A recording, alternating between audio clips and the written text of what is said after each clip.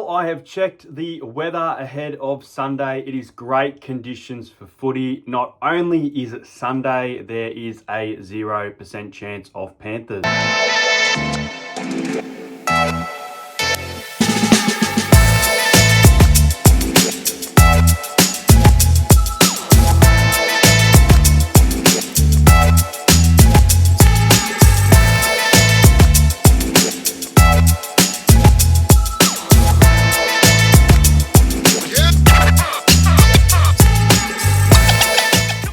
G'day guys, welcome back to the channel. That might be my last cheeky dig at the Panthers before they get into the off-season, but very excited. Now, I booked my tickets about 5-6 weeks ago, and my mate Jacob, who is a massive Storm fan, you might have seen him on the channel a couple of times, is looking forward to hopefully seeing his Melbourne Storm win the grand final this year. But this is going to be a great matchup. It is the Melbourne Storm versus the Brisbane Broncos. That's right, it is the first grand final since 2019 not to feature Penrith. Now, in this video, I'm going to break down the team list for you guys, speak about the opportunities that these teams have. I've also watched a lot of the football that these teams have played this year and taken that into account as well. So let's get straight into starting off with the battle of the fullbacks. You've got Ryan Papenhuyzen, who at the moment is fully fit, but does have injury concerns quite regularly, so hopefully he can stay fit for this game. Reece Walsh, who's been playing really great football. A lot of people comparing him to like an 09 Hayne or a Ben Barber 2012.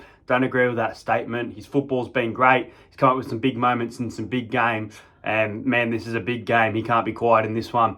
You've got the wings of Will Warbrick and Xavier Coates. I think they do beat out the wings of Karapani and Dean Mariner. I think Karapani has been fantastic for the Broncos this year. I think he's been really, really good. And he hasn't even had a full season under his belt.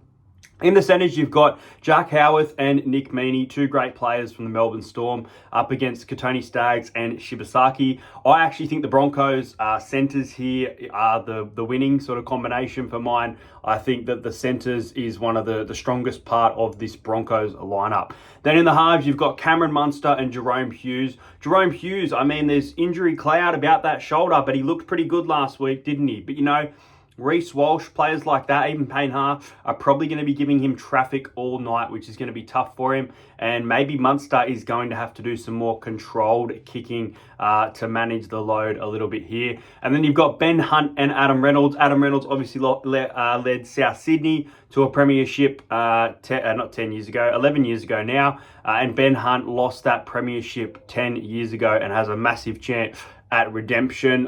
Very aged halves for the Broncos, but a lot of experience there nonetheless. Then in the forwards, you've got Stefano Utoikamanu and Josh King. Really, really good props up against Corey Jensen, Payne Haas. Tough battle here, but I've gone with the Broncos forwards. I think Jensen's attack was fantastic. Especially against the Panthers. His defense was a little bit average, but his attack was very, very good. Harry Grant beats Corey Pakes for mine. In the back row, you've got Sean Bloor and Eli Katoa from the Melbourne Storm. And then Jordan Ricky and Brandon Piakora for the Broncos. Give it to the Storm here. Sean Bloor doesn't score a lot of tries, whereas Eli Katoa does. Eli Katoa goes up for high balls, puts in great passing games. So for me, I think that the back rowers of the Storm are going to be the ones who could break the game open potentially. Then in the lock, you've got Trent Loiero and Patrick Carrigan. Congratulations to Trent Loiero. It is a milestone game for him on grand final day. I believe it's his 100th NRL match, so good luck to him. And Patrick Carrigan, they were missing him in the middle last week. Penrith were going through the middle, and that's something that the Storm can exploit in this game. Then on the bench, you've got Tyron Wishart versus Ezra Mam. Really nice little battle there. Atavalu Lasardi, who's probably played, 5 games for first grade, versus Kobe Hetherington. Tui Kamikamika in jersey 16 versus Xavier Sillyson, as I like to call him, after his pedantics the other week. Lucky to be playing, but provides a bit of spark off the bench. And then Alec McDonald and Tyson Smoothie. The 18th men are Grant Anderson and Jesse Arthurs. Ben Talty missing out for this one with the return of Patrick Carrigan. Now, let me just say here, all the stats lead to the Melbourne Storm winning the 2025 grand final. I predicted the Melbourne Storm to be premiers over the Brisbane Broncos. pre-season back in February, I put out my predictions video, and this was my grand final, and I picked the Melbourne Storm 28 points to 12. However, Melbourne's football has not been at their best in recent weeks. You could say the Broncos as well. You know, they were down 14-0. They were down by 16. They're playing catch-up footy, and they can't be doing this against a Storm team who are sort of a grind team and very good at grinding as well, mind you. So, look, the Storm have an impeccable record against the Brisbane Broncos. The Broncos have not been that great at a core recently as well, which worries me a little bit for the Brisbane Broncos there. Broncos have a lot of sort of take a risk players. You know, you've got Adam Reynolds or Ben Hunt, who won't be afraid to take a risk. You have Reece Walsh, who tries to go for 40-20.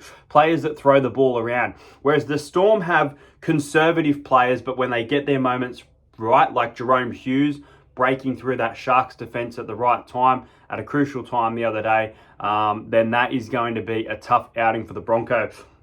The thing about the Broncos is they've been playing catch-up footy all season. They need to start from the front in this game. And if they get out to, you know, if the Storm get up to a 12-0 lead, 10-0 lead, I think it's going to be very, very tough for the Brisbane Broncos to run it down. Now, going into this game, both of these teams obviously did have a bit of a rest before their prelims, and you know, it's a massive game. It's a massive game. Last time these sides met in a grand final, it was the Brisbane Broncos coming out on top. They are looking at ending a 19-year drought, but the Storm are going to be hurting. They lost the grand final last year to the Penrith Panthers after having a great season, and they are going to be hurting a lot going into this game.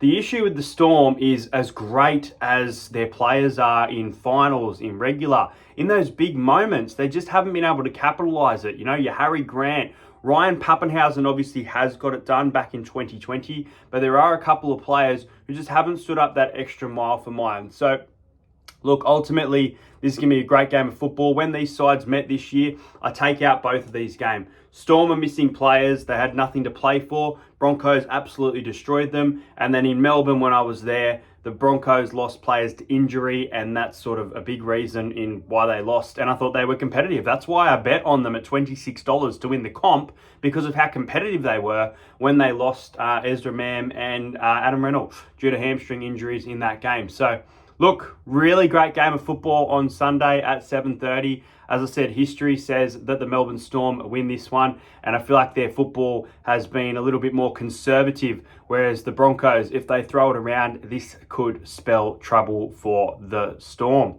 Now, in this game, I've had a very, very, very long, hard think about this. I've watched a lot of highlights of both of these teams, the way they play. I think that the Broncos, they play and sort of wait for their time to arise, and if they get the time, then they throw the ball around, create opportunity. They were doing it with Billy Walters and Reece Walsh creating space. Hunt also unlocks Walsh as well.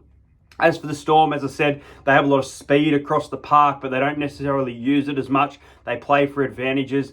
They do sometimes milk things as well that go their way, and they could get some penalties in this game that could lead to some crucial possession. Very good at controlling possession, the Melbourne Storm as well, and that's why I think this game will be tight. Now, let me just tell you, I have not picked a winning grand final side since 2017. So it has been a long time in between drinks, and we'll see if I can do it again this year. But enough of that yapping. Let's get into some predictions. The winner of the 2025 NRL Grand Final is the Brisbane Broncos. I think that the Broncos can do it this year. 2 years ago, they were up a good margin. They could come out firing like that again. You know, I think they've had a really, really good season to get into fourth position. I think Michael Maguire is a great coach. I think Craig Bellamy is such a good coach as well. But I don't know if they have the team to go to that next level. And it's very unfortunate for the Storm to lose back-to-back grand finals if it is to happen.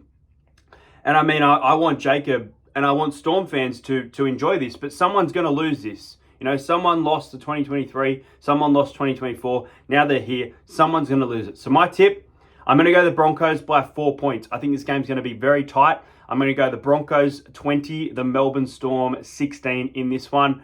I touched on it early. The centres for the Broncos is elite. So for mine, I'm going to go with Kotoni Staggs to score the first try. His form has been unbelievable. Built for big moments, big performances. So Kotoni Staggs is my pick for the first try scorer.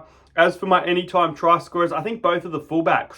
Reece Walsh, I think, will be close field. Ryan Papenhuyzen will be through some space through a gap. I'm going to go with Ryan Papenhuyzen and Reece Walsh both to score in this game.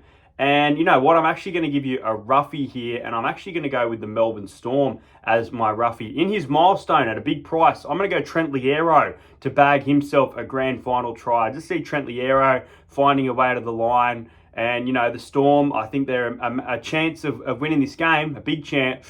But ultimately, I think that the Brisbane Broncos will win it. Couple of picks for Clive Churchill. You know, you got your Reece Walsh, your Payne Haas, those sort of players where the market's looked at. Payne Haas is someone I thought of a lot, but I'm actually going to go with Ben Hunt. I think Ben Hunt unlocks players on that left edge to play their best football. Wrap around pass to Walsh, leads to a try. Kicking game, take some pressure off Reynolds. Win the grand final after losing it 10 years ago.